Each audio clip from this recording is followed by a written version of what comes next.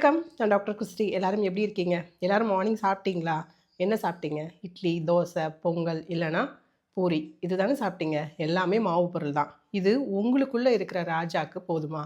காலையில பிரேக்ஃபாஸ்ட் ராஜா மாரி சாப்பிடணும்னு சின்ன வயசுல அடிக்கடி சொல்ல கேள்விப்பட்டிருக்கீங்களா?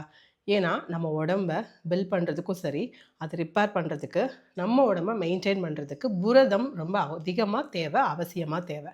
ஸோ, நம்ம மார்னிங் காலை உணவுல பிரேக்ஃபாஸ்ட்டில் கண்டிப்பாக புரதம் இருக்கணும். அது வந்து அவிச்ச முட்டை, இல்லைனா பால், இல்லைனா மீன், இல்லைனா காடை, இல்லைனா ஒரு கப் அவிச்ச பயிறு. ஏதோ ஒரு வெஜிடேரியன் இல்லை நான் வெஜிடேரியன் என்னவா இருந்தாலும் பரவாயில்ல.